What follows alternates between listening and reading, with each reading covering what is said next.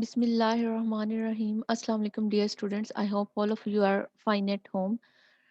Today we will start our topic, and our topic is esters and amides. We have already studied about esters in our previous lecture, but today we will read their chemical properties and then we will study about amides, their preparation, and their chemical properties. So, first one, we will study about chemical properties of esters. The first one property of esters is nucleophilic substitution. Nucleophilic substitution के बारे में आप पहले भी इसके examples पढ़ चुके हैं, कार्बोक्सिलिक एसिड्स के रिएक्शंस पढ़ चुके हैं। अब इसमें जो हमारे एस्टर्स हैं बच्चों, इसमें ये जो कार्बोनिल कार्बन है दैट इज पार्शियल पॉजिटिव और जो ऑक्सीजन है ये पार्शियल नेगेटिव है। तो कोई भी न्यूक्लियोफाइल जो है वो आगे इस कार्बन पे अटैक कर सकता है। ये स्टार्ट में सब्स्टिट्यूशन होगी, एडिशन है, और उसके बाद नेक्स्ट स्टेप में दोबारा से एलिमिनेशन होगी, यानी ये जो हमारा रिएक्शन है ये क्या है, सब्स्टिट्यूशन एलिमिनेशन है। और जो नेक्स्ट हमारा प्रोडक्ट आएगा उसमें ओ आर ग्रुप जो है वो रिप्लेस हो जाएगा बाय न्यूक्लियोफाइल। ठीक है, फर्स्ट स्टेप में न्यूक्लियोफाइल आके कार्बोनिल कार्बन पे अटैक करेगा, यहाँ से बॉन्ड ऑक्सीजन पे शिफ्ट हो जाएगा। सेकंड स्टेप में ये बॉन्ड दोबारा से यहाँ पे आएगा और ये जो ओ आर ग्रुप है हमारा ये यहाँ से लीव कर जाएगा। इस तरह हमारे पास R C double bond O और साथ में न्यूक्लियोफाइल। अब जो भी ये न्यूक्लियोफाइल होगा उसके अकॉर्डिंग ये प्रोडक्ट बनेगा। अब ये न्यूक्लियोफाइल ओ एच ग्रुप हो सकता है, ये न्यूक्लियोफाइल एन एच टू हो सकता है, और ये न्यूक्लियोफाइल कोई और अल्कोहल भी हो सकती है, ओ आर वन की बजाय ओ आर टू हो सकता है, यानी हम एस्टर की ट्रांस एस्टरिफिकेशन भी इस रिएक्शन से कर सकते हैं। ठीक है, तो ये था general mechanism for nucleophilic substitution reaction. अब हम नेक्स्ट इसकी एग्जांपल्स देखेंगे nucleophilic substitution reactions of esters. The first one reaction is hydrolysis. Now, when ester is treated with solution of sodium hydroxide, hydrolysis of ester occurs. Now, ester has two parts. One is acid part and other is alcohol part. On hydrolysis, it will give one acid molecule and one alcohol molecule. But we have used base for hydrolysis, so we will obtain salt of acid, sodium salt of acid and alcohol. हमारे ester में two parts हैं, एक acid part है और एक alcohol part है। जब हम बेस की प्रेजेंस में इसकी हाइड्रोलिसिस करवाएंगे तो जो एसिड वाला पार्ट है उससे सोडियम सॉल्ट ऑफ एसिड बनेगा और जो अल्कोहल वाला पार्ट है उससे अल्कोहल आ जाएगी। अब देखिए टू कार्बन एसिड था तो टू कार्बन एसिड है उसका सोडियम सॉल्ट बन जाएगा, और साथ में ये टू कार्बन अल्कोहल थी तो इससे हमारे पास एथेनॉल आ जाएगी। अब अगर हम अब ये जो हाइड्रोलिसिस है बच्चों ये एसिड कैटलाइज भी हो सकती है और बेस कैटलाइज भी हो सकती है।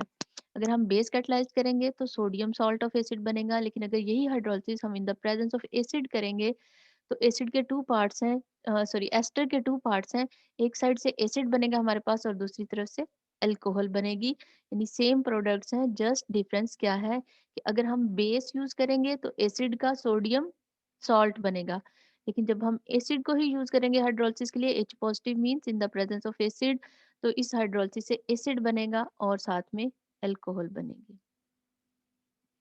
अब बेस प्रोमोटर जो हाइड्रोलिसिस है बच्चों ये इंपॉर्टेंट है, इंपॉर्टेंट किस एक्सपेक्ट में है, base promoted hydrolysis of esters is known as saponification.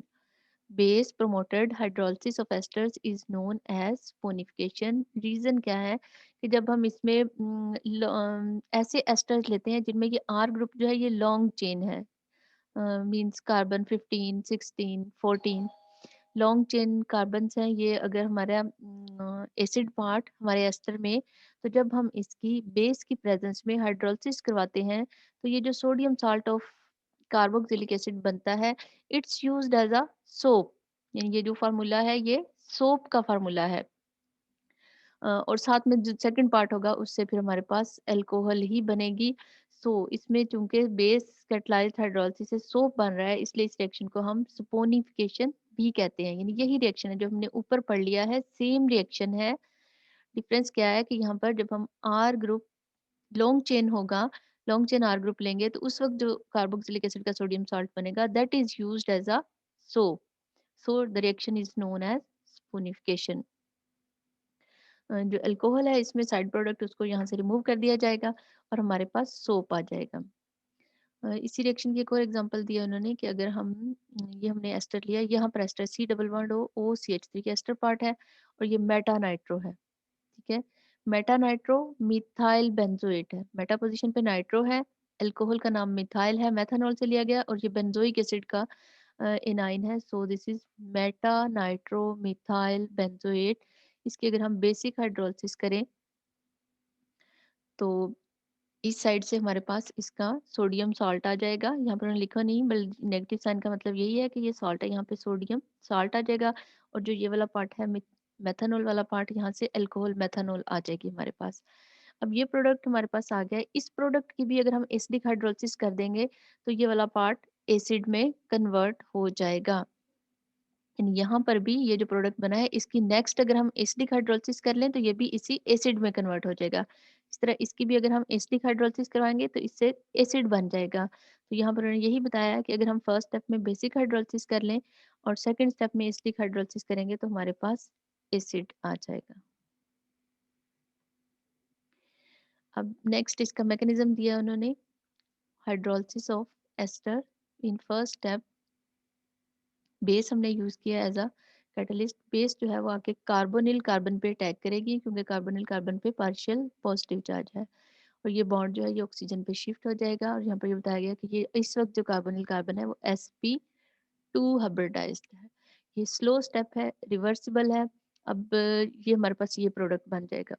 वो R2 पहले से यहाँ प्रेजेंट था, R1 है, OH है. नेक्स्ट स्टेप में ये बॉन्ड दोबारा से ऑक्सीजन पे शिफ्ट होगा और ये वाला हमारा अल्कोहल वाला पार्ट यहाँ से OR पार्ट यहाँ से लीव कर जाएगा. -R2O लिखा है. अब R2 का मतलब ये नहीं कि दो R है, R2 इस R का एल्काइल ग्रुप का नेम है. सो ये R2O ये माइनस हो जाएगा ग्रुप यहाँ से. और इस केस में ये जो इंटरमीडिएट बना है बच्चों ये टेट्राहेड्रल इंटरमीडिएट है. ये sp2 हाइब्रिडाइजेशन थी, अब इसकी sp3 हो गई है, लेकिन जब दोबारा से प्रोडक्ट बनेगा फिर से इसकी sp2 हो जाएगी. ये बॉन्ड यहाँ शिफ्ट हुआ, ये ग्रुप यहाँ से रिमूव हुआ तो हमारे पास ये प्रोडक्ट आ जाएगा R1C डबल बॉन्ड OH. ठीक है. अब नेक्स्ट इसके साथ हमारे पास मौजूद है अल्कोहल का एनाइन. और जो अल्कोहल का जो एनाइन है वो स्टेबल नहीं होता, वो क्या करेगा फौरन से एसिड से प्रोटॉन ले लेगा और ये बॉन्ड ऑक्सीजन पे शिफ्ट हो जाएगा. यानी हमारे पास एसिड का एनाइन आ जाएगा और अल्कोहल मॉलिक्यूल आ जाएगा. एसिड का एनाइन स्टेबल होता है क्योंकि इसमें रेजोनेंस पॉसिबल है. ये बॉन्ड यहाँ शिफ्ट होगा, यहाँ से ऑक्सीजन पे जा सकता है. तो एसिड का एनाइन स्टेबल है बट अल्कोहल का एनाइन स्टेबल नहीं, इसलिए वो एसिड से प्रोटॉन ले लेगा. ठीक है. सो मैकेनिज्म में फर्स्ट स्टेप में बेस ने अटैक किया कार्बोनिल कार्बन पे, सेकंड स्टेप पे जस्ट रीअरेंजमेंट है और OR ग्रुप यहाँ से लीव कर जाएगा. ये दोनों प्रोडक्ट्स बन गए हैं. जस्ट यहाँ पर अब अल्कोहल के एनाइन ने एसिड से प्रोटॉन ले लिया और एसिड का एनाइन बन गया. ये हमारे पास बेस थी जिसे हमने OH लिया था, इसका सोडियम पार्ट बाकी है तो वो जो सोडियम पार्ट है वो यहाँ आके एसिड के साथ अटैच हो जाएगा. इस तरह हमारे पास आ जाएगा सोडियम सॉल्ट ऑफ एसिड.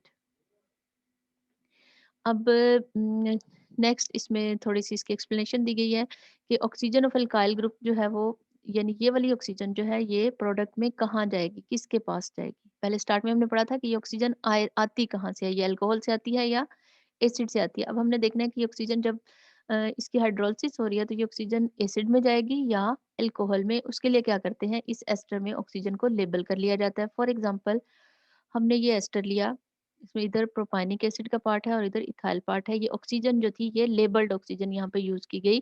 जब इसकी हाइड्रोलिसिस की गई तो हाइड्रोलिसिस के बाद देखा गया कि जो लेबल्ड ऑक्सीजन थी वो अल्कोहल में प्रेजेंट थी.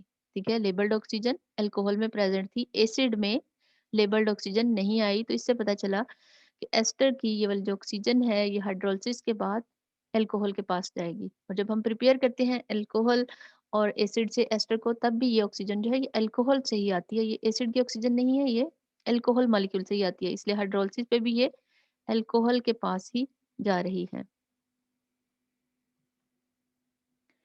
Now next is action of phosphorus pentachloride and thionyl chloride on esters.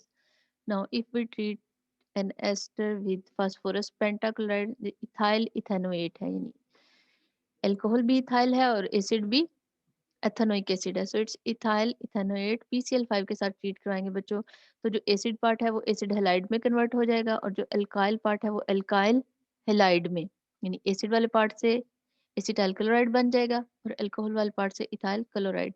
जो ऑक्सीजन है वो फास्फोरस के साथ मिलकर POCl3 फास्फोरस ऑक्सी ट्राइक्लोराइड बना देगी। ठीक है, तो फास्फोरस पेंटाक्लोराइड से ट्रीट करने से दोनों साइड के पार्ट्स, एसिड पार्ट और अल्कोहलिक पार्ट, अपने रिस्पेक्टिव हेलाइड्स में कन्वर्ट हो जाएंगे। नेक्स्ट है थायोनाइल क्लोराइड के साथ रिएक्शन। थायोनाइल क्लोराइड के साथ भी बच्चों सेम प्रोडक्ट्स बनेंगे। थायोनाइल क्लोराइड के साथ जब हम एस्टर को रिएक्ट करवाएंगे तो एसिड पार्ट से भी एसिड हेलाइड बन जाएगा और जो अल्कोहल पार्ट है इससे अल्काइल हेलाइड। ठीक है, एसिटाइल क्लोराइड बन गया और इथाइल क्लोराइड। और जो सल्फर है इसके पास एक ऑक्सीजन है, दूसरी ऑक्सीजन वो यहाँ से लेगी और सल्फर डाइऑक्साइड में कन्वर्ट हो जाएगी।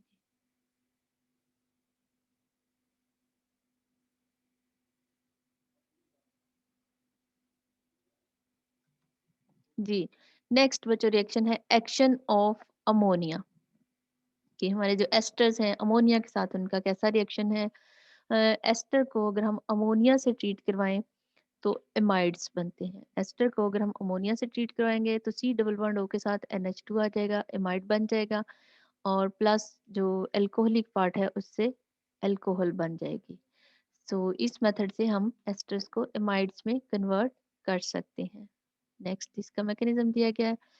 मैकेनिज्म में फर्स्ट स्टेप में बच्चों अमोनिया मॉलिक्यूल अटैक करेगा ऑन कार्बोनिल कार्बन।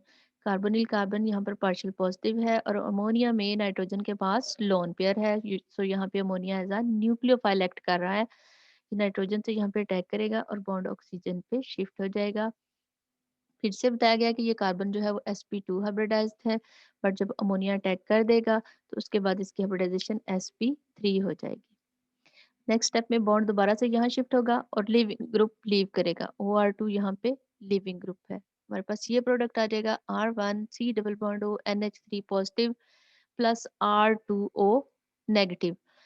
अब नाइट्रोजन पे पॉजिटिव चार्ज है, नाइट्रोजन की वैलेंसी जब भी 4 होगी बच्चों तो इस पे पॉजिटिव चार्ज आ जाता है। इसको कैसे कंपनसेट करना है हमने, ये जो R2O नेगेटिव है ये इस नाइट्रोजन से एक प्रोटॉन ले लेगा, ये पीछे NH2 हो जाएगा, इसका चार्ज भी बैलेंस हो जाएगा और एल्कोक्साइड आयन का नेगेटिव चार्ज भी बैलेंस हो जाएगा।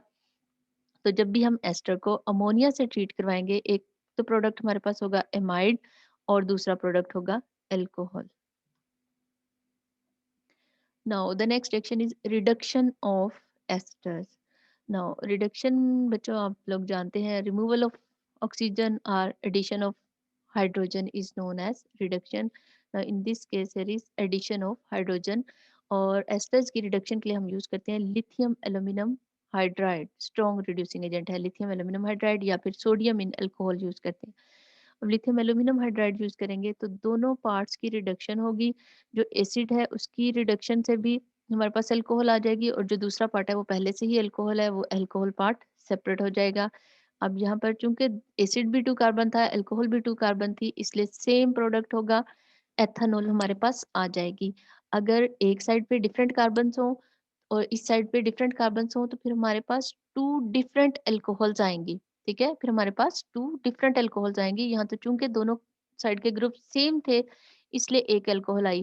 फॉर एग्जाम्पल अगर यहाँ पर तो 2 कार्बन ही होती तो एथेनॉल बनेगी, अगर यहाँ पे 1 कार्बन होती तो फिर यहाँ पर प्रोडक्ट दूसरा प्रोडक्ट मेथनॉल बननी थी। ठीक है, तो एस्टर्स की जब भी रिडक्शन करवाएंगे हमारे पास प्रोडक्ट में होंगी अल्कोहल्स और अगर दोनों ग्रुप सेम है एसिड और अल्कोहल तो सेम अल्कोहल बनेगी, लेकिन अगर ये दोनों ग्रुप्स डिफरेंट हैं तो फिर हमारे पास 2 डिफरेंट अल्कोहल्स बनेगी।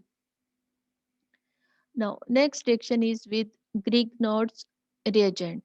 Now, alkyl magnesium halide is known as Grignard's reagent. अब एस्टर में बच्चों आपको पता है कि कार्बन पार्शियल पॉजिटिव है और ऑक्सीजन पार्शियल नेगेटिव है। अब हम देखते हैं ग्रिग्नॉर्ड एजेंट। ग्रिग्नॉर्ड एजेंट में मैग्नीशियम जो है वो इलेक्ट्रोपॉजिटिव एलिमेंट है, मैग्नीशियम पे पॉजिटिव चार्ज है, तो मैग्नीशियम के साथ जो कार्बन अटैच है उस पे पार्शियल नेगेटिव चार्ज है, यानी इस कार्बन में कार्बेनाइन करेक्टर है। अब ये नेगेटिव कार्बन जो है ग्रिग्नॉर्ड रीजेंट की ये अटैक करेगी कार्बोनिल कार्बन ऑफ एस्टर, ठीक है, और ये बॉन्ड ऑक्सीजन पे शिफ्ट हो जाएगा। हमारे पास ये प्रोडक्ट आ गया HC। अब यहाँ पर जो हमने एसिड लिया बच्चों, वो 1 कार्बन एसिड है, मेथानोइक एसिड है, so it's ethyl methanoate, ethyl methanoate. अच्छा जी, हमारे पास ये आ गया। अब नेक्स्ट इसमें ये बॉन्ड दोबारा से यहाँ शिफ्ट होगा, और ये वाला पार्ट जो है एस्टर का, जो OC2H5 पार्ट है, ये यहाँ से लीव कर जाएगा। और लीव करने के बाद ये किससे अटैच होगा, जो हमारे पास ग्रिग्नोड एजेंट का दूसरा पार्ट था मैग्नीशियम ब्रोमाइड, ये उसके साथ अटैच हो जाएगा, ठीक है। मैग्नीशियम ब्रोमाइड OC2H5, इस पे नेगेटिव चार्ज है, मैग्नीशियम पे पॉजिटिव चार्ज है, तो ये वाला पार्ट जो यहाँ से लीव करेगा, ये इस मैग्नीशियम ब्रोमाइड के साथ अटैच होके ये प्रोडक्ट बना देगा। और इसकी रीअरेंजमेंट से हमारे पास आ जाएगा HC double bond O CH2CH3, ये HC double bond O CH2CH3। या फिर इसको अगर आप सेपरेट करके लिखना चाहते हैं तो CH3CH2C double bond OH, propanal या प्रोपेनल्डिहाइड, ठीक है। तो एस्टर के ग्रीक नोड्स रीजन के साथ रिएक्शन से हमारे पास आया प्रोडक्ट एल्डिहाइड। बट आप लोग बच्चों ग्रीक नोड रीजन के रिएक्शन डिटेल में पढ़ चुके हैं, और आपको पता है ये कि एल्डिहाइड्स भी ग्रीक नोड रीजन के साथ रिएक्ट करते हैं। अब अगर तो यहाँ पे 1:1 रेशियो में प्रेजेंट है ग्रीक नोड रीजेंट, तो यही प्रोडक्ट बनेगा। लेकिन अगर ग्रीक नोड रीजेंट एक्सेस में होगा, तो वो दोबारा से इस मॉलिक्यूल के साथ रिएक्ट करेगा, और वो इसको फर्दर अल्कोहल में कन्वर्ट कर देगा। नेक्स्ट एग्जांपल में हम इसको देखते हैं। अब नेक्स्ट एग्जांपल हमने लिया ethyl ethanoate. Ethyl acid, acid group भी एसिटिक एसिड से है, और ये पार्ट भी 2 कार्बन है, इथाइल इथेनोएट। और इथाइल मैग्नीशियम ब्रोमाइड से हम इसको ट्रीट करवा रहे हैं। ये नेगेटिव कार्बन कार्बोनिल कार्बन पे अटैक करेगी, और बॉन्ड ऑक्सीजन पे शिफ्ट हो गया, ठीक है। अब अब नेक्स्ट स्टेप में क्या होना है, ये बॉन्ड दोबारा से यहाँ शिफ्ट होगा, और ये वाला ग्रुप यहाँ से लीव कर देगा, और ये लीव करने के बाद कहाँ जाएगा, इस मैग्नीशियम ब्रोमाइड के पास। तो वो हमने यहाँ लिख दिया -MgBrO(C2H5), और हमारे पास आ जाएगा CH3C double bond O(C2H5), product बन जाएगा। ये देखिए, ये प्रोडक्ट बन गया CH3C double bond O CH2CH3। अब ये एक कीटोन है बच्चों, और ये सेकंड पार्ट जो रिमूव हुआ मैग्नीशियम ब्रोमाइड के साथ OC2H5 मैग्नीशियम इथॉक्सी ब्रोमाइड। अब यहाँ पर यही बताया गया कि अगर ग्रिग्नर रिजेंट एक्सेस में है, तो वो ये कीटोन के साथ रिएक्ट करेगा, क्योंकि कीटोन्स भी ग्रिग्नर रिजेंट से रिएक्ट करती हैं। तो ये ग्रिग्नर रिजेंट एक्सेस में था, इसके सेकंड मॉलिक्यूल ने कीटोन के साथ रिएक्ट किया, कार्बोनिल कार्बन पे अटैक किया, और बॉन्ड ऑक्सीजन पे शिफ्ट हो गया। अब इस यहाँ पर इंटरमीडिएट स्टेप नहीं लिखा, बॉन्ड ऑक्सीजन पे शिफ्ट होगा।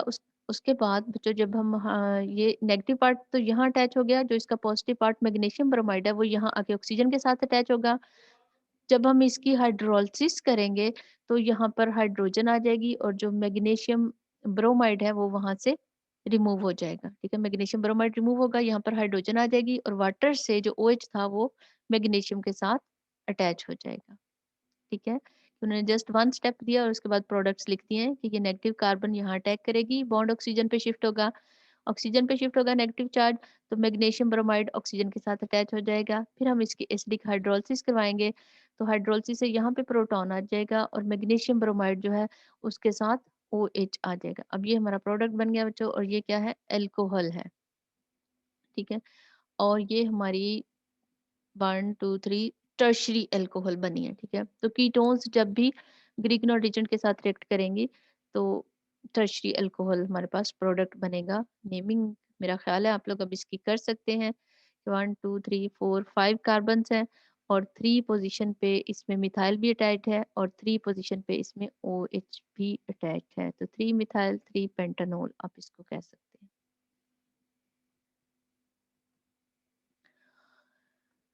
नेक्स्ट है बच्चों लैक्टोन्स। नाउ लैक्टोन्स कैसे फॉर्म होती हैं, कि अगर हमारे पास ऐसा मॉलिक्यूल प्रेजेंट है जिसमें कार्बोक्सिल ग्रुप और हाइड्रोक्सी ग्रुप सेम मॉलिक्यूल में प्रेजेंट है, कार्बोक्सिल ग्रुप और हाइड्रोक्सी ग्रुप, कार्बोक्सिलिक ग्रुप और हाइड्रोक्सी ग्रुप सेम मॉलिक्यूल में प्रेजेंट है, तो अब यहाँ पर जो एस्टर बनता है, जो स्टेरिफिकेशन होती है, वो इंट्रा मॉलिक्यूलर स्टेरिफिकेशन हो जाती है, जिससे हमारे पास एक साइक्लिक कंपाउंड आता है, जिसमें ऑक्सीजन प्रेजेंट होती है, और उसके साथ साथ कार्बोनिल ग्रुप भी प्रेजेंट होता है, यानी ऑक्सीजन के इस साइड पे R है और C डबल बॉन्ड O है, तो ये एस्टर ग्रुप बनता है। सो आप कह सकते हैं कि cyclic esters are known as lactones.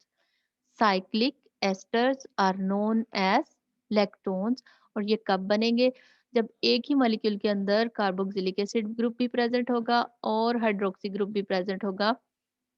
तो हाइड्रोक्सिल ग्रुप की ऑक्सीजन इस कार्बन पे अटैक करेगी, बॉन्ड ऑक्सीजन पे शिफ्ट हो जाएगा। हमारे पास ये प्रोडक्ट आया।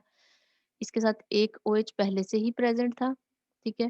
फिर ये दूसरा OH यहाँ पे आया, ठीक है। इस कार्बन के साथ एक OH पहले से प्रेजेंट है, दूसरे OH ने आके इसके साथ इस पे आके अटैक किया, ठीक है।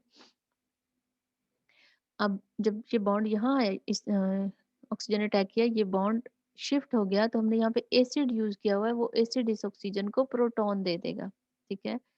एक OH अपना है इस मॉलिक्यूल का, एक ऑक्सीजन थी, उसको प्रोटॉन किसने दिया? इस एसिड ने, तो वो भी OH बन गया। अब ये जो ऑक्सीजन जिसने आके अटैक किया है, इसके साथ भी एक प्रोटॉन प्रेजेंट है, ठीक है। अब इस ऑक्सीजन ने जब अटैक किया कार्बन पे, तो इसकी वैलेंसी 3 हो गई है। वैलेंसी 3 होने की वजह से इस ऑक्सीजन पर पॉजिटिव चार्ज आ गया। अब नेक्स्ट, ये पॉजिटिव चार्ज कैसे बैलेंस होगा?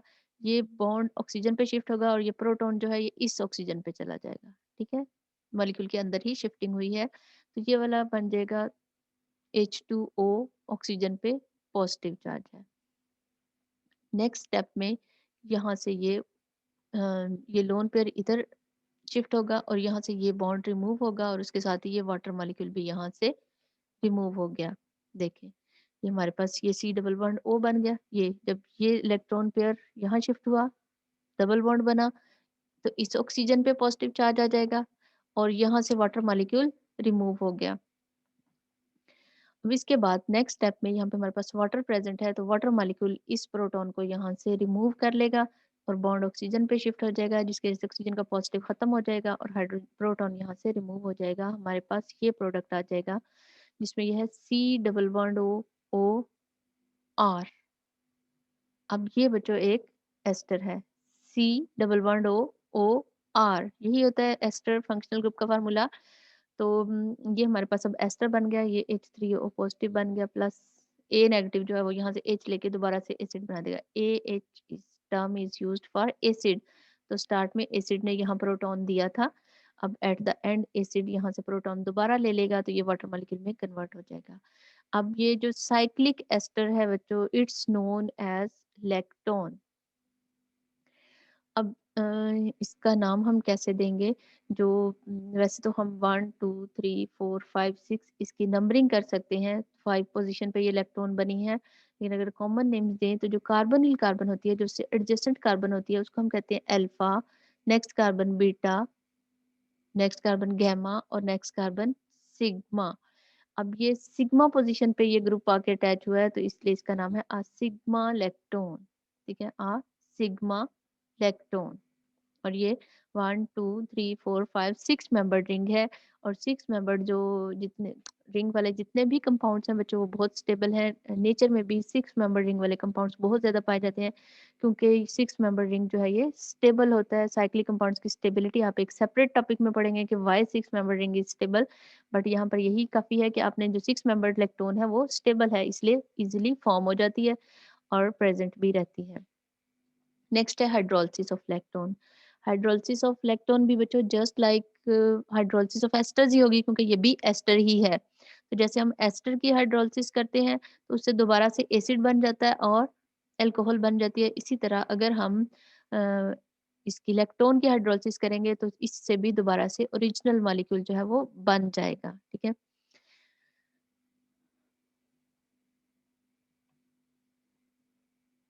ये बच्चों जो भी हमने पीछे पढ़ी थी वो थी सिग्मा लेक्टोन। अब नेक्स्ट है beta lactone. What will be beta lactone?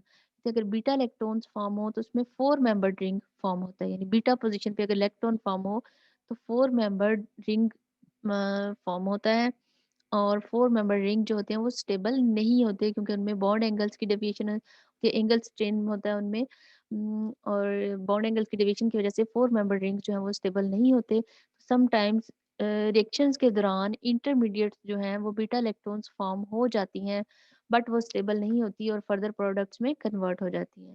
और ये कब फॉर्म होंगी? जब बीटा पोजीशन पे OH प्रेजेंट होगा। ये हमारा कार्बोक्सिलिक एसिड है, अल्फा बीटा। बीटा पोजीशन पे अगर OH ग्रुप प्रेजेंट होगा तो इससे बीटा लेक्टोन फॉर्म हो सकती है। देखिए ये है हमारे पास, ये कार्बोक्सिल ग्रुप है, ये अल्फा कार्बन है, ये बीटा कार्बन है, बीटा कार्बन पे OH प्रेजेंट है। अब बीटा कार्बन की ऑक्सीजन जो है इसने यहाँ अटैक करना है कार्बोनिल कार्बन पे, ठीक है। थोड़ा इस फॉर्म में अगर हम करके लिख लें तो इससे ये इलेक्ट्रॉन फॉर्म होगी, 4 मेंबर्ड इलेक्ट्रॉन, यानी 1 2 3, ये 3 कार्बन है और 4th रिंग में क्या होगी, ये वाली ऑक्सीजन, ठीक है। 1 2 3 कार्बन है और ऑक्सीजन ने फर्स्ट पे अटैक करना है, तो ये 4 मेंबर्ड रिंग बनेगा, इसको हम कहेंगे बीटा इलेक्ट्रॉन। बट ये इजीली फॉर्म नहीं होती, बल्कि इसकी बजाय एलिमिनेशन रिएक्शन हो जाता है, यानी अगर हम हीट करें या एसिड यूज करें तो अल्फा और बीटा कार्बन के दरमियान से अल्फा से हाइड्रोजन और बीटा से OH रिमूव होता है और एलिमिनेशन प्रोडक्ट बन जाता है, ठीक है। इसलिए बीटा इलेक्ट्रॉन्स जो है वो स्टेबल नहीं है, इसलिए इजीली फॉर्म भी नहीं होती, जस्ट कुछ रिएक्शंस में एज इंटरमीडिएट फॉर्म होती।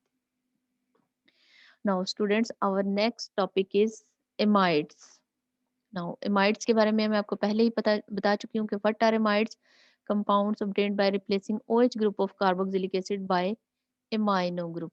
NH2 ग्रुप से अगर हम OH को रिप्लेस कर देंगे तो हमारे पास एमाइड्स आ जाएंगे।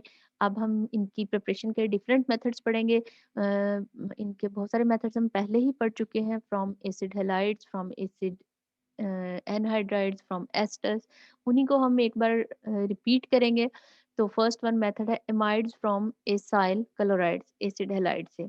एसिड हेलाइड को अगर हम ट्रीट करवाएं with ammonia, acid halide is converted into amide, और अमोनिया से 1 हाइड्रोजन क्लोरीन के साथ मिलकर HCl फॉर्म कर देगी, ठीक है। हमने एथेनॉल क्लोराइड लिया, इसको अगर अमोनिया से ट्रीट करवाएंगे तो हमारे पास आ जाएगा एसिटामाइड प्लस HCl, यानी यहाँ पर एसिड हेलाइड का हेलोजन जो है वो रिमूव हो गया बाय NH2 ग्रुप के। जो जो भी एसिड डेरिवेटिव रिएक्टिव होगा उसको हम लेस रिएक्टिव में कन्वर्ट कर सकते हैं। एसिड हेलाइड मोर रिएक्टिव है एमाइड से, इसलिए एसिड हेलाइड से हम जो है एमाइड प्रिपेयर कर सकते हैं by treating with ammonia.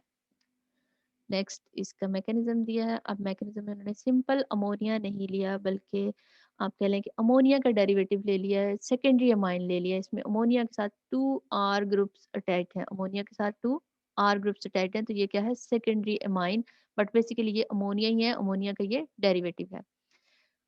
Nitrogen पे बच्चों लोन पेयर है, नाइट्रोजन अटैक करेगी कार्बोनिल कार्बन पे और ये बॉन्ड शिफ्ट हो जाएगा ऑक्सीजन पे।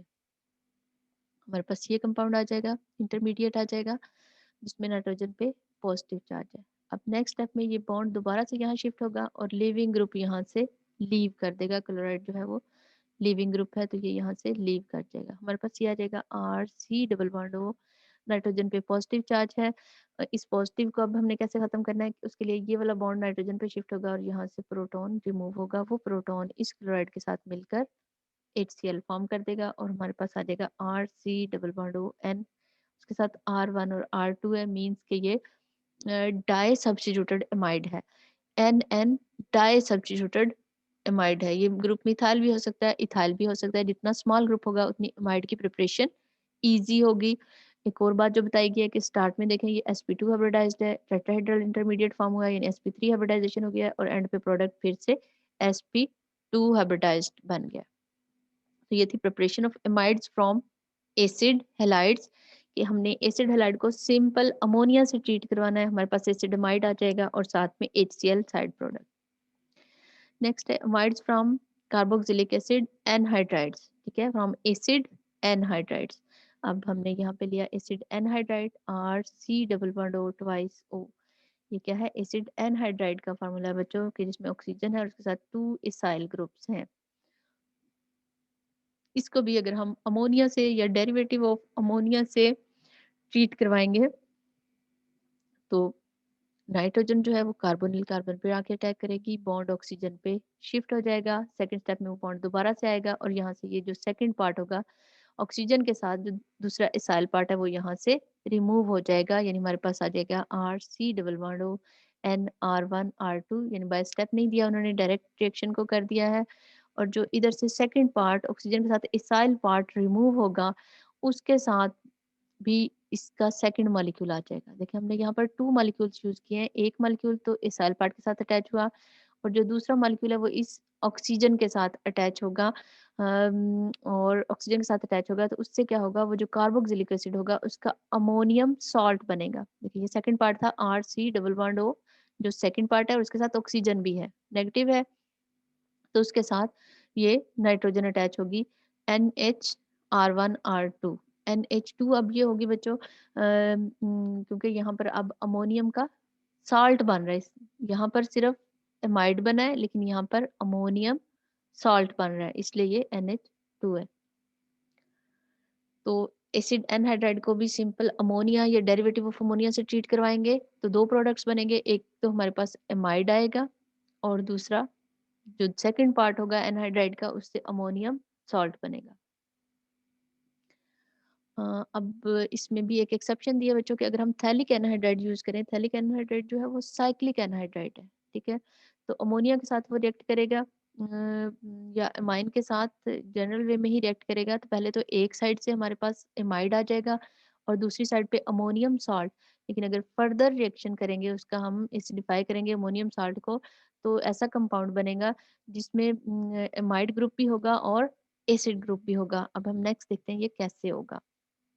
ये था हमारे पास एसिटिक एनहाइड्राइड, इसको अगर हम अमोनिया से करेंगे बच्चों तो एक तरफ एमाइड आएगा और दूसरी तरफ यहाँ पर इसका अमोनियम सॉल्ट आता है, लेकिन अमोनियम सॉल्ट की अगर हम एसिडिक हाइड्रोलिसिस करें तो उससे एसिड बन जाता है, ठीक है, अमोनियम सॉल्ट की एसिडिक हाइड्रोलिसिस से एसिड बन जाता है। अब ये हमने लिया थैलिक एनहाइड्राइड, इसको अमोनिया से ट्रीट करवाएंगे, एक तरफ एमाइड आ गया, दूसरी तरफ अमोनियम सॉल्ट, क्योंकि इसमें दोनों पार्ट्स एक ही मॉलिक्यूल के अंदर प्रेजेंट है, तो एक साइड से अमाइड बनना है और दूसरी साइड से अमोनियम सॉल्ट। अब इस अमोनियम सॉल्ट की अगर हम हाइड्रोलिसिस करवा दें, अमोनियम सॉल्ट की हाइड्रोलिसिस करवा दें तो ये किस में कन्वर्ट हो जाएगा, कार्बोक्सिलिक एसिड में, C डबल बॉन्ड O तो है ही, OH बन जाएगा, ठीक है, कि अमोनिया के साथ रिएक्ट करवाने पे एनहाइड्राइड का एक पार्ट एमाइड बन जाएगा, जो दूसरा पार्ट है उससे बनना है अमोनियम सॉल्ट, और उस अमोनियम सॉल्ट की अगर हम एसिडिक हाइड्रोलिसिस करवाएं तो अमोनियम सॉल्ट किस में कन्वर्ट हो जाएगा, कार्बोक्सिलिक एसिड में। तो अब ये हमारे पास ऐसा मॉलिक्यूल आ गया है जिसमें एमाइड ग्रुप भी प्रेजेंट है और इसमें कार्बोक्सिलिक ग्रुप भी प्रेजेंट है। इसकी बात की है पिछली स्लाइड पे उन्होंने कि थैलिक एनहाइड्राइड से हम ऐसा मॉलिक्यूल ले सकते हैं कि जिसमें एमाइड ग्रुप भी हो और एसिड ग्रुप भी हो। अब इसको हम एक और फंक्शनल ग्रुप में कन्वर्ट कर सकते हैं, अगर हम इसको हीट करें 150 से 160 सेंटीग्रेड तक, तो बच्चों यहाँ से OH और यहाँ से हाइड्रोजन रिमूव होगी, यानी वाटर मॉलिक्यूल रिमूव होगा, डिहाइड्रेशन होगी और नाइट्रोजन यहाँ दरमियान में आ जाएगी और हमारे पास ये मॉलिक्यूल हो जाएगा NH, C double bond O plus water, और इस फंक्शनल ग्रुप को हम कहते हैं इमाइड, ठीक है, एमाइड तो होता है C डबल बॉन्ड O के साथ NH2, लेकिन अगर नाइट्रोजन के दोनों तरफ C डबल बॉन्ड हो तो इस फंक्शनल ग्रुप को हम कहते हैं imide, so it's imide of phthalic acid, so it's known as thalamide.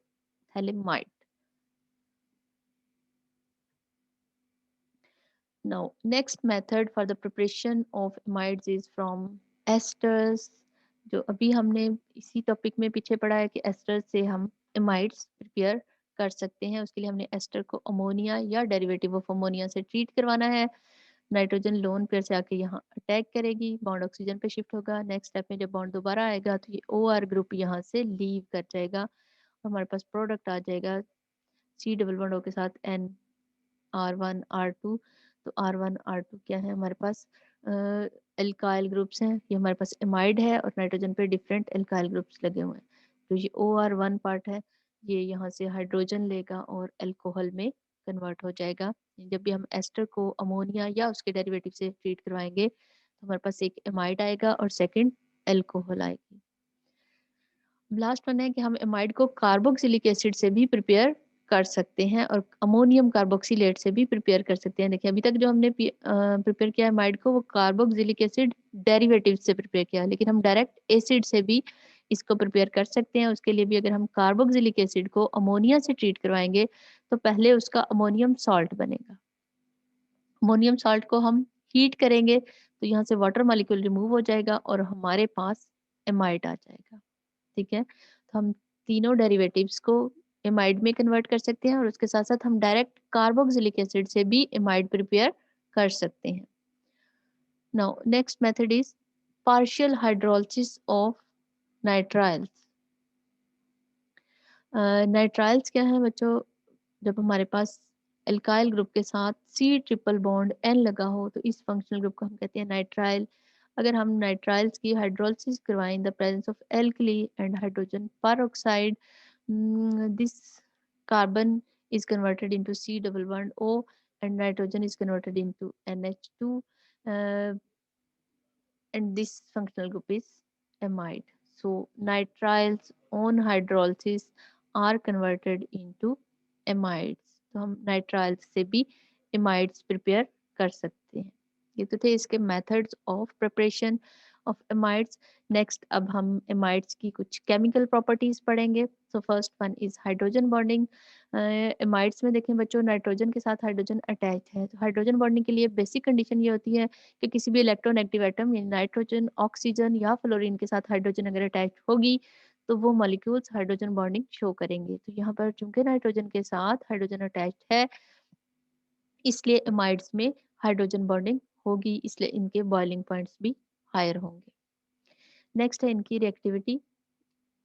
Amides भी रिएक्टिव है टुवर्ड्स न्यूक्लियोफिलिक सब्स्टिट्यूशन, क्योंकि इसमें भी जो हमारी कार्बोनिल कार्बन है उस पर पार्शियल पॉजिटिव चार्ज है और जो कि नेसेसरी है फॉर न्यूक्लियोफिलिक सब्स्टिट्यूशन। और जो इसमें फर्दर ये भी है कि जो इंटरमीडिएट बनता है न्यूक्लियोफिलिक सब्स्टिट्यूशन के बाद वो स्टेबलाइज हो जाता है। इंटरमीडिएट कैसे स्टेबलाइज हो जाता है? फॉर एग्जांपल न्यूक्लियोफाइल ने यहाँ अटैक किया तो बॉन्ड जो है वो ऑक्सीजन पे शिफ्ट हो जाता है, ऑक्सीजन पे नेगेटिव चार्ज चला गया। ऑक्सीजन पे नेगेटिव गया तो कार्बन पे अगर पॉजिटिव चार्ज है तो उसको स्टेबलाइज कर सकती है ये nitrogen bye it's lone pair, कि नाइट्रोजन इस लोन पेयर से यहाँ बॉन्ड फॉर्म कर लेगी, कार्बन और नाइट्रोजन में डबल बॉन्ड आ जाएगा और नाइट्रोजन पे पॉजिटिव चार्ज। इस तरह ये इसकी एमाइड की जो थ्री है ये रेजोनेंस स्ट्रक्चर्स दी गई हैं। नेक्स्ट है amphoteric nature. Amphoteric nature means के जो हमारे एमाइड्स हैं बच्चों, ये एसिडिक बिहेवियर भी शो करते हैं और ये बेसिक बिहेवियर भी शो करते हैं। अगर एसिड के साथ ट्रीट करवाएं तो एज अ बेस रिएक्ट करते हैं, और अगर बेस के साथ ट्रीट करवाएं तो एज अ एसिड रिएक्ट करते हैं। इसलिए हम ये कहते हैं कि जो हमारे एमाइड्स हैं ये एम्फोटेरिक इन नेचर होते हैं। फॉर एग्जाम्पल अगर हम एसिटामाइड को HCl से ट्रीट करवाएं तो इसका अमोनियम सॉल्ट बन जाता है। एसिटामाइड को HCl से करवाएं तो NH3 पॉजिटिव बन जाएगा और क्लोराइड नेगेटिव इसको यहाँ पर स्टेबलाइज करेगा। तो एसिड के साथ इसने कैसे ट्रीट किया? As a base. अब नाइट्रोजन ने अपने लोन पेयर की वजह से यहाँ से प्रोटॉन एक्सेप्ट कर लिया, लोन पेयर की वजह से इसने एज अ बेस एक्ट किया, तो ये सॉल्ट बन गया। ठीक है, एसिड और बेस जब भी रिएक्ट करते हैं तो सॉल्ट बनता है। तो इस रिएक्शन से हमें पता चलता है कि हमारे जो एमाइड्स हैं ये एसिड बेसिक हैं। नेक्स्ट अगर हम सोडियम मेटल के साथ रिएक्ट करवाएं, सोडियम मेटल के साथ रिएक्ट करवाएं तो जो एमाइड्स हैं उनका सोडियम सॉल्ट बन जाता है, सोडियम एसिटामाइड बन गया, CH3C डबल बॉन्ड NHNA, ये सोडियम सॉल्ट बन गया। तो ये किसका बनता है? एसिड्स का। तो यहाँ पर एमाइड ने एक्ट किया एज अ एसिड, उसके साथ साथ यहाँ पर हाइड्रोजन गैस इवॉल्व होगी। सो एमाइड्स दोनों तरह की प्रॉपर्टीज शो कर रहे हैं, इसलिए एमाइड्स जो है ये एम्फोटेरिक इन नेचर है। अब बेसिसिटी कम क्यों है, यानी ये लिटमस पेपर में क्यों नहीं? लिटमस पेपर ये न्यूट्रल है ना, स्टिक बिहेवियर शो करते हैं ना ही बेसिक। और लेस बेसिक क्यों है एज कंपेयर टू एमाइंस? उसकी रीजन ये है कि इनमें जो ये लोन पेयर है जो नाइट्रोजन पे प्रेजेंट है बच्चों, ये डीलोकलाइज हो जाता है। ये लोन पेयर यहाँ शिफ्ट होगा और बॉन्ड ऑक्सीजन पे शिफ्ट हो जाएगा। लोन पेयर शिफ्ट हो गया तो नाइट्रोजन पे पॉजिटिव चार्ज आ जाएगा और ऑक्सीजन पे नेगेटिव चार्ज है, जबकि बेस होने के लिए जरूरी है कि उसके पास लोन पेयर हो या फिर उस पे नेगेटिव चार्ज हो। अब इस केस में चूंकि ये लोन पेयर लोकलाइज्ड नहीं है, डीलोकलाइज्ड है, इसलिए जो एमाइड्स हैं वो लेस बेसिक हैं as compare to amines. Next है बच्चों रिडक्शन। रिडक्शन अगर हम इनकी करें in the presence of sodium and alcohol या फिर lithium aluminium hydride, two reagents हैं different for the reduction of compounds. Lithium aluminium hydride strong reducing agent है, इसके अलावा हम sodium in alcohol ethanol use कर सकते हैं तो उससे भी रिडक्शन होती है। तो एमाइड्स की अगर हम रिडक्शन करवाएं तो ये एमाइंस में कन्वर्ट हो जाते हैं। ठीक है, एमाइड्स अगर हम इनकी रिडक्शन करवाएं तो ये एमाइंस में कन्वर्ट हो जाते हैं, यानी ये जो C double bond O group है ये रिडक्शन पर CH2 में कन्वर्ट हो जाएगा। Now the next action is action of nitrous acid. अगर हम एमाइड्स को नाइट्रस एसिड के साथ ट्रीट करवाएं HNO2 के साथ, तो एमाइड्स जो है वो एसिड में कन्वर्ट हो जाते हैं, जो इसमें नाइट्रोजन प्रेजेंट है वो in the form of N2 gas evolve हो जाती है और साथ में वाटर मॉलिक्यूल फॉर्म होता है. Now the next reaction of amides is Hofmann's degradation reaction. It's by the name of scientist Hofmann. कि अगर हम एमाइड्स को ट्रीट करवाएं विद ब्रोमीन और chlorine in the presence of potassium hydroxide, तो इसमें भी जो एमाइड्स हैं वो एमाइन में कन्वर्ट हो जाते हैं. सी डबल बॉन्ड ओ दरमियान से रिमूव हो जाएगा, एमाइड से एमाइंस बन जाएंगी, plus potassium bromide, potassium bromine के साथ मिलकर पोटेशियम ब्रोमाइड बनाएगा, और प्लस पोटेशियम कार्बोनेट, यानी ये जो CO है ये कार्बोनेट की फॉर्म में चला जाएगा और प्लस वाटर मॉलिक्यूल फॉर्म होगा. देखिए अगर हम एसिटामाइड लेंगे ब्रोमीन और KOH के साथ ट्रीट करवाएंगे तो उससे मिथाइल एमाइन बनेगी, यानी ये जो C डबल बॉन्ड O है ये कार्बोनेट में चला जाएगा, पोटेशियम के साथ मिलकर कार्बोनेट फॉर्म करेगा और पोटेशियम ब्रोमाइड और प्लस वाटर फॉर्म होगा. Now the next reaction is hydrolysis of amides. अब हम एमाइड्स की हाइड्रोलिसिस भी कर सकते हैं just like other derivatives of acids.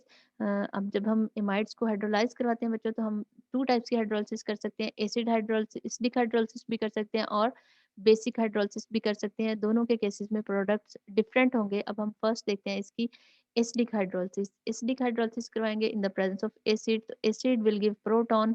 अब कौन सी स्पेस है इस मॉलिक्यूल में जहाँ पे प्रोटॉन एक्सेप्ट हो सकता है? ऑक्सीजन जो है वो प्रोटॉन एक्सेप्ट करेगी, नाइट्रोजन से ज्यादा इलेक्ट्रोनेगेटिव है. अब ऑक्सीजन की वैलेंसी जब 3 होगी तो इस पे पॉजिटिव चार्ज आ जाएगा. अब ये नेक्स्ट इसकी रेजोनेंस स्ट्रक्चर है कि बॉन्ड ऑक्सीजन पे शिफ्ट होगा और कार्बन पर पॉजिटिव चार्ज आ जाएगा. ठीक है, बॉन्ड ऑक्सीजन पे शिफ्ट हुआ और कार्बन पे पॉजिटिव चार्ज. प्लस ये वाटर मॉलिक्यूल वो है कि एसिड ने प्रोटॉन दे दिया तो पीछे क्या बचा? Water molecule. अब कार्बन पे फुल पॉजिटिव चार्ज है तो यहाँ कोई भी न्यूक्लियोफाइल आके अटैक कर सकता है. वाटर मॉलिक्यूल यहाँ पर अटैक करेगा. ठीक है, ये वाटर मॉलिक्यूल ने इस पॉजिटिव कार्बन पे अटैक किया तो हमारे पास ये प्रोडक्ट बन गया.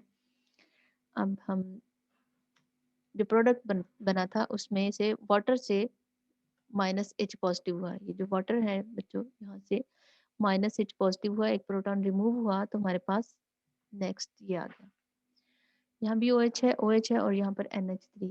ये ऑक्सीजन लोन पेयर से दोबारा से बॉन्ड फॉर्म करेगी यहाँ पर, और यहाँ से ये अमोनिया मॉलिक्यूल यहाँ से रिमूव हो जाएगा. अमोनिया मॉलिक्यूल तो रिमूव हो गया लेकिन अब ऑक्सीजन पे पॉजिटिव चार्ज आ गया. ऑक्सीजन के पॉजिटिव चार्ज को बैलेंस करना है, उसके लिए क्या होगा? ये प्रोटॉन यहाँ से अब रिमूव हो जाएगा. स्टार्ट में एसिड ने दिया था, अब ये प्रोटॉन, ये बेस यहाँ से प्रोटॉन ले लेगी. अमोनिया बेस है, यहाँ से प्रोटॉन ले लेगी और अमोनियम में कन्वर्ट हो जाएगी. अब ये हमारे पास आ गया एसिड. तो अगर हम बच्चों एसिडिक हाइड्रोलिसिस करवाएंगे तो उससे हमारे पास प्रोडक्ट आएगा एसिड और प्लस अमोनियम. ठीक है, आयन आ जाएगा. लेकिन अगर हम बेसिक हाइड्रोलिसिस करवाएंगे तो क्या होगा? बेस अटैक करेगी इस कार्बन पे, बॉन्ड जो है वो ऑक्सीजन पे शिफ्ट हो जाएगा. ठीक है, बेस कार्बोनिल कार्बन पे अटैक करेगी, बॉन्ड ऑक्सीजन पे शिफ्ट हो गया. अब नेक्स्ट स्टेप में ये बॉन्ड दोबारा से यहाँ आएगा और यहाँ से NH2 ग्रुप रिमूव हो गया. ठीक है, ये बॉन्ड दोबारा से यहाँ आएगा और यहाँ से NH2 ग्रुप जो है वो यहाँ से प्रोटॉन लेके यहाँ से रिमूव हो जाएगा. तो हमारे पास RC double bond O, oxygen पे पहले ही नेगेटिव चार्ज है, NH2 जो है वो NH3 की फॉर्म में यहाँ से रिमूव हो गया और प्लस हमारे पास बेस आ गई. अब अगर हम बेस यूज करेंगे तो यहाँ पे हमारे पास एसिड का सोडियम सॉल्ट आएगा. दो तरह की हाइड्रोलिसिस हो सकती है, एसिडिक भी और बेसिक भी. एसिडिक करेंगे तो एंड पे हमारे पास एसिड आएगा और साथ में अमोनियम आएगा. ठीक है, अब हमने एसिड यूज किया था तो बच्चों एसिड में क्या होगा? HCl अगर है तो अमोनियम क्लोराइड बन जाएगा. अगर हम बेस यूज करेंगे तो हमारे पास एक तो प्रोडक्ट अमोनिया आएगा और दूसरा हमारे पास एसिड का सोडियम सॉल्ट. बेस अगर हमने सोडियम हाइड्रोक्साइड लिया तो यहाँ पर बेस का सोडियम सॉल्ट आ जाएगा. Now the last reaction is dehydration of amides. बच्चों अगर हम एमाइड्स को हीट करें in the presence of dehydrating agent तो इसमें से वाटर मॉलिक्यूल रिमूव हो जाएगा और हमारे पास जो प्रोडक्ट आएगा that will be a nitrile. अब हम डिफरेंट डिहाइड्रेटिंग एजेंट्स यूज कर सकते हैं, जैसे हम फास्फोरस पेंटाऑक्साइड यूज कर सकते हैं, फास्फोरस ऑक्सीक्लोराइड यूज कर सकते हैं और थायोनाइल क्लोराइड यूज कर सकते हैं या फिर एसिटिक एनहाइड्राइड। ये चारों क्या है, डिहाइड्रेटिंग एजेंट्स। इनमें से कोई भी यूज करके हम अगर अपने एमाइड को हीट अप करेंगे तो उससे वाटर मालिक्यूल, यहाँ से हाइड्रोजन और यहाँ से ऑक्सीजन, वाटर मालिक्यूल रिमूव हो जाएगा और यहाँ पर R C triple bond N बन जाएगा, R C triple bond N. So it's nitrile. तो एमाइड्स की जब भी हम डिहाइड्रेशन करेंगे तो उससे हमारे पास नाइट्राइल्स आ जाएंगे, और जो भी डिहाइड्रेटिंग एजेंट्स यूज करेंगे वो वाटर एब्जॉर्ब कर लेगा, P2O5 वाटर एब्जॉर्ब करेगा तो इससे फास्फोरिक एसिड बन जाएगा। This is a useful method for the preparation of nitriles that are not prepared by nucleophilic substitution reactions of cyanidine with alkyl halide. So इस method से फिर वो नाइट्राइल्स प्रिपेयर किए जाते हैं। Now the next reaction is Hofmann degradation of amides. ये रिएक्शन हम पहले पढ़ चुके हैं, so I will not repeat it. बस यहाँ तक बच्चों आप करेंगे। नेक्स्ट, अल्लाह हाफ़िज़।